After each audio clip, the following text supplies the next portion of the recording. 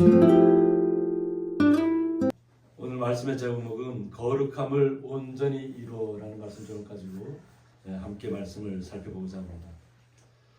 저희들이 고린도서를 좀 계속 보고 있는데 고린도는 우상의 도시입니다. 우상의 도시에 복음이 들어와서 많은 사람들이 변화를 받고 기쁨을 회복하고 주님 앞에 온전히 나아가는 가운데 있습니다. 그러나 이 모든 지나가는 과정들이 아름답게만 펼쳐지고 그냥 믿음에서 흔들리지 않고 나가면 정말 좋았을 텐데 다시 혼합되어지는 일들이 벌어졌다고 하는 겁니다. 이 복음이 혼합되면 어떤 결과를 빚게 되냐면 이 지중해를 통해서 보면 복음을 받아들였던 도시들이 다 보입니다. 그러나 복음을 받아들였을 때에는 그 나라가 왕성해지고 흥황했지만 복음을 떠난 다음에는 나라가 사라지거나 바닷속으로 수장되거나 이런 경우를 볼 수가 있습니다. 이때 고대 도시 알렉산드리아도 바닷속에서 유물로 발견되고 있습니다.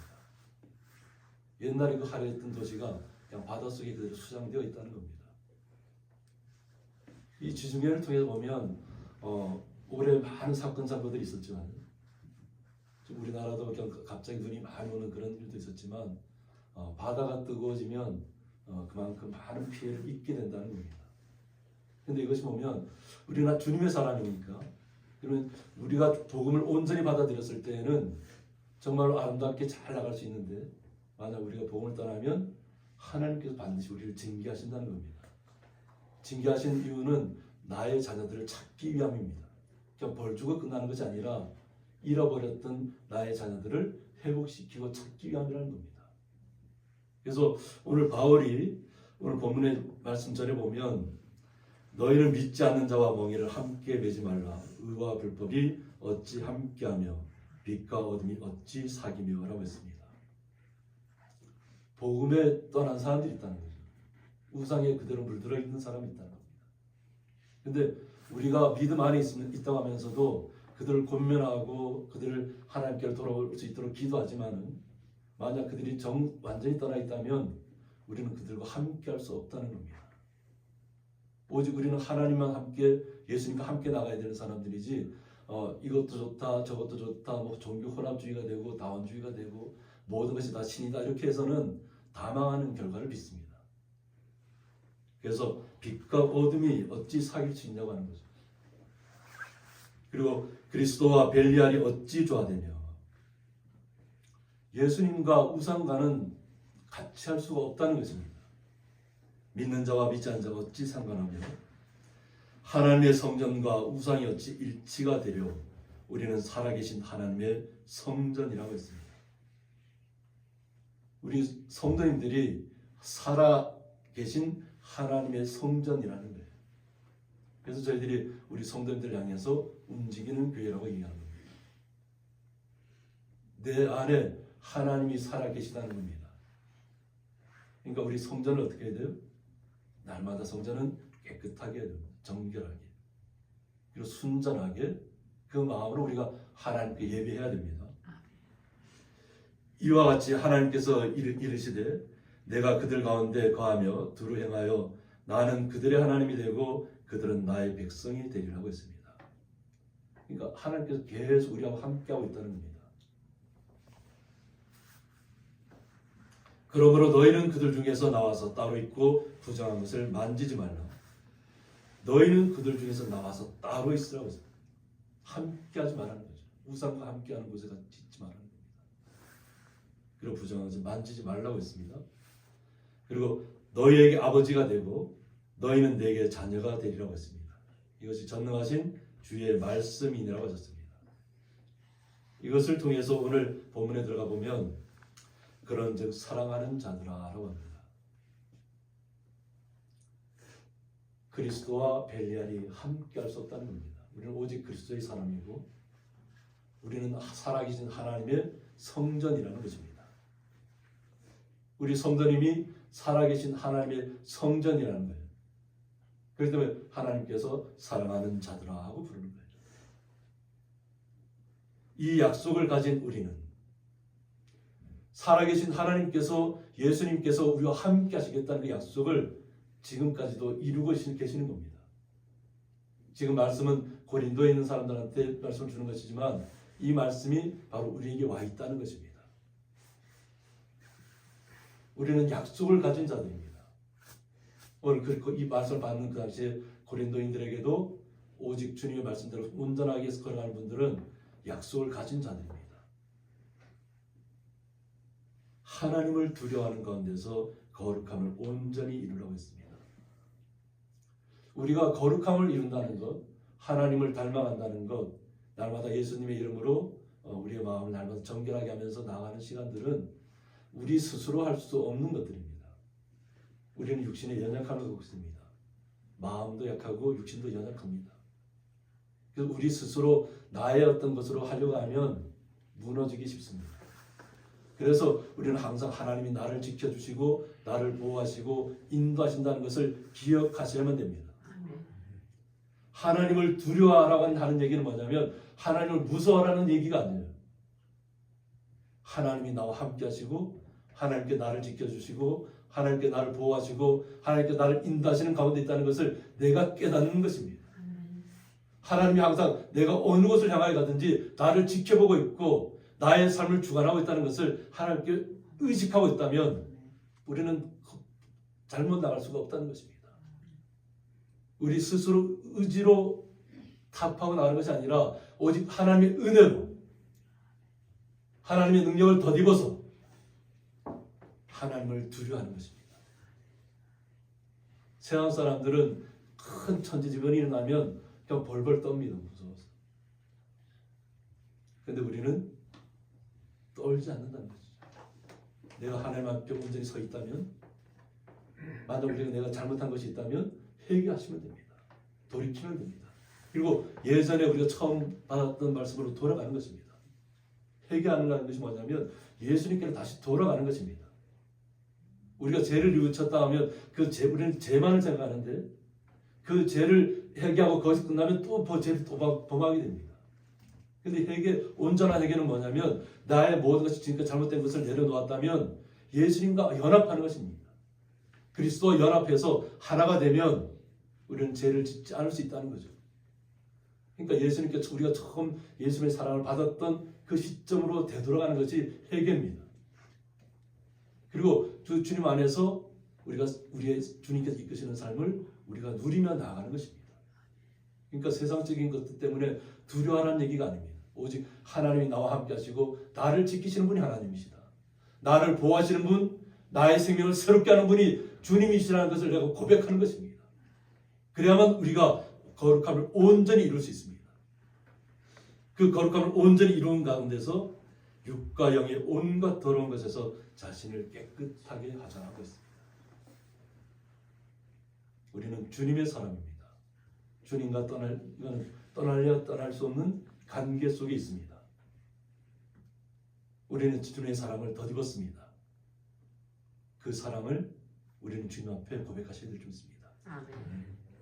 주님 앞에 날마다 감사하시고 날마다 살아 숨쉬게 하시고 나를 생명되게 살아갈 수 있도록 하신 주님 앞에 감사하며 나갈 때 주님께서 우리의 삶을 더욱더 복된 자의 자리에 서게 하실 줄 믿습니다. 우리가 주님을 높여드릴 때 주님께서 우리를 높여주실 것입니다. 우리 스스로를 높이려고 하면 우리는 결국 낮아질 수밖에 없습니다. 그러나 나를 낮추고 주님을 높이면 주님께서 우리와 함께 우리를 높이신다는 것입니다. 그러므로 우리가 우리의 연약한 부분을 스스로 인지하셔서 온전히 주님과 합한 자들이 되어서 나를 괴롭히고 나를 옛날의 모습, 구태의 모습으로 끌고 들어가는 모든 것들을 우리는 깨끗하게 예수님의 이름으로 물리쳐야 될 줄 믿습니다. 그래야만 우리가 주님의 사람으로서 이 땅에서 온전히 걸어갈 수 있습니다. 이것을 주님께서 바울을 통해서 우리에게 말씀하고 계시는 것입니다. 우리 스스로가 깨끗해지는 것이 아니라 주님 앞에 우리가 연합했을 때 내가 살아있는 하나님의 성전이 되었을 때 우리의 모습이 변화되는 것입니다. 내 모습이 변화되면 나의 육체만 변하는 것이 아니라 나의 마음에서부터 변화가 일어납니다. 나의 마음에서부터 변화가 일어나면 나의 겉모습도 변화가 일어납니다. 내가 스스로 아름다워지려서 아름다운 것이 아니에요. 세상 사람들은 뭐 성형을 하고 뭐 여러 가지 방법으로 자신의 모습을 아름답게 하려고 하잖아요. 근데 하나님의 사람들은 그런 것을 통해서 우리를 아름답게 하는 것이 아니라 하나님의 말씀이 나를 새롭게 하고 주님과 함께 했더니 주님께서 나의 겉모습조차도 주님께서 날마다 새롭게 변화시켜 주신다는 것을 우리가 인지하셔야 될 줄 믿습니다. 우리는 날마다 거룩함을 이루고 날마다 새로운 생명이 피어나는 거룩한 존재라는 것을 잊지 마시기 바랍니다. 우리는 자꾸 나의 연약함을 보는데 나의 연약함을 바라보지 마시고 오히려 나의 연약함이 오히려 더 주님과 더 가까워지는 시간으로 우리를 만들어가는 거룩한 성도라는 신분을 잊지 마시기 바랍니다. 그래서 마음으로 우리를 영접하라고 했습니다. 이것은 복음을 받아들이지 않는 그 고린도인들을 향해서 말씀하고 있는 겁니다. 분명히 말씀을 전했고 그 말씀을 받았던 사람들이 복음을 떠나 있다는 거죠. 그러므로 다시 한번 권면하는 것입니다. 마음으로 우리를 영접하라. 복음을 마음을 열고 예수님을 영접하라는 것입니다. 우리는 아무에게도 불의를 행하지 않고, 그러니까 바울이 복음을 전할 때 아무에게도 불의를 행하지 않았다는 것입니다. 아무에게도 해롭게 하지 않고 아무에게서도 속여 빼앗은 일이 없다고 했습니다. 그냥 주님께서 주신 그 거룩한 마음대로 깨끗한 마음으로 온전히 함께 그 하나님의 나라를 영위하고자 복음을 전했다는 것입니다. 주님을 영접하면 하나님의 나라가 우리에게 임한다는 것입니다. 우리는 육적인 모습만 바라보면 그냥 수명에 다하면 끝나는 것으로 이해하면 우리가 복음을 받아들일 이유가 없습니다. 우리가 복음을 받아들인 이유는 우리가 육신으로 갖고 있는 세계에서 끝나는 것이 아니라 영원한 하나님의 나라가 있다는 것입니다. 그 나라에 가기까지 우리 스스로를 주님과 연합해서 끊을 수 없는 관계로 날마다 나아가는 것입니다. 우리의 마음속에 주님의 말씀이 있으면 우리는 아무에게도 해롭게 하지 않습니다. 주님의 사랑이 있는데 어떻게 이웃 사람들을 해할 수 있겠습니까? 내 자신을 오히려 스스로를 돌아보고 혹시 나의 잘못이 없는가를 돌아보는 것이 우리 성도들의 모습입니다. 남의 잘못을 지적하는 것이 아니라 나는 혹시 잘못하고 있는 것이 없는가를 돌아봐서 내 자신을 날마다 스스로 깨끗하게 하는 것입니다. 내 자신이 깨끗해지면 주변의 모든 시선들이 다 깨끗하게 보일 것입니다. 주님의 마음으로 바라볼 수 있게 되었기 때문에 그렇습니다.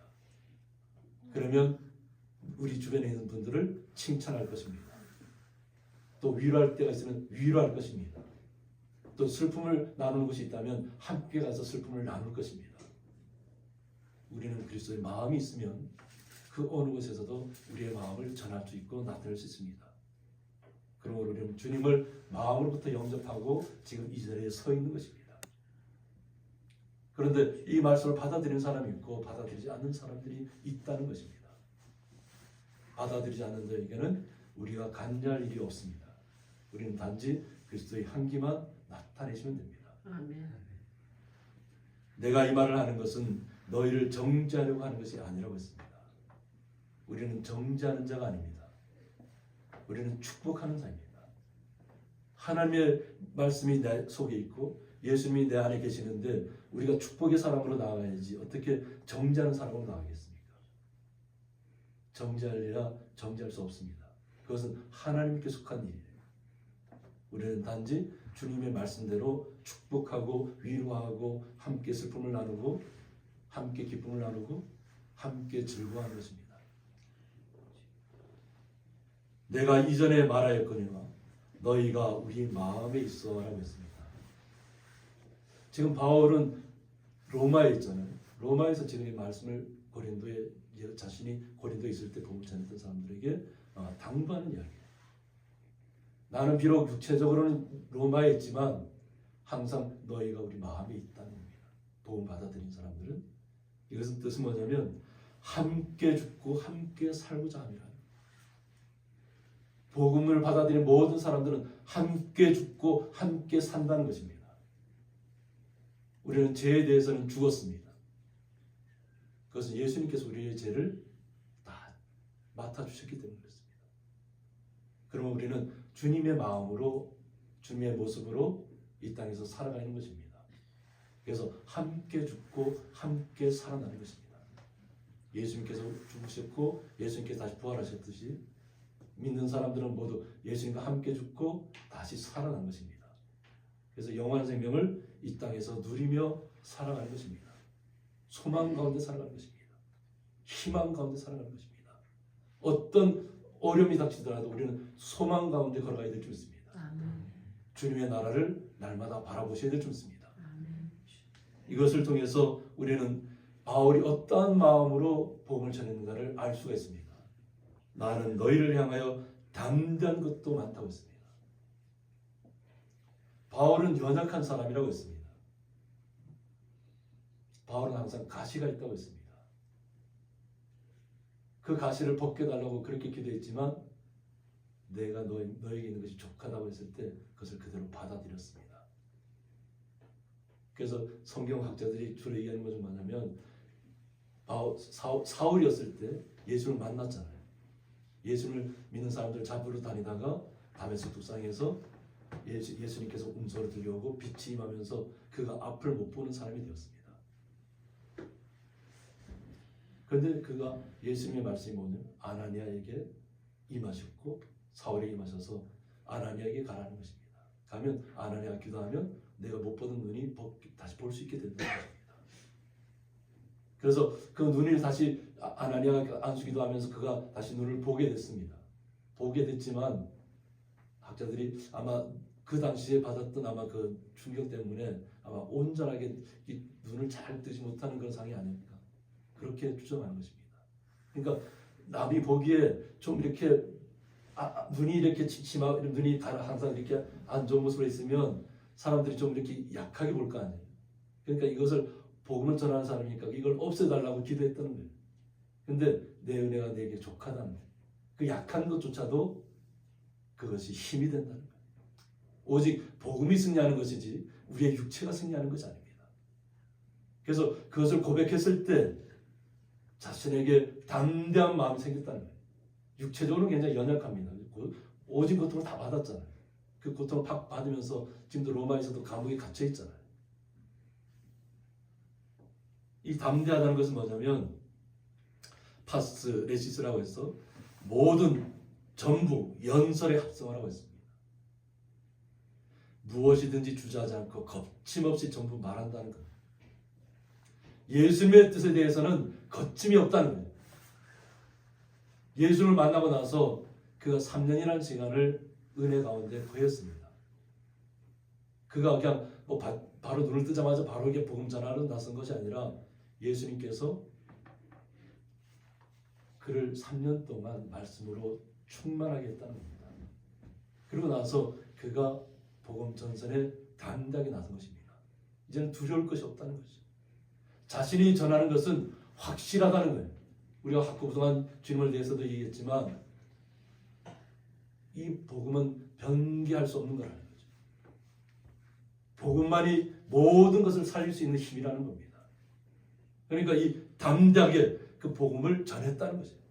자기가 돌에 맞든 태장에 맞든 어떤 채찍이 맞든 어떤 상관없이 자신은 복음을 전하는데 담대했다는 거예요.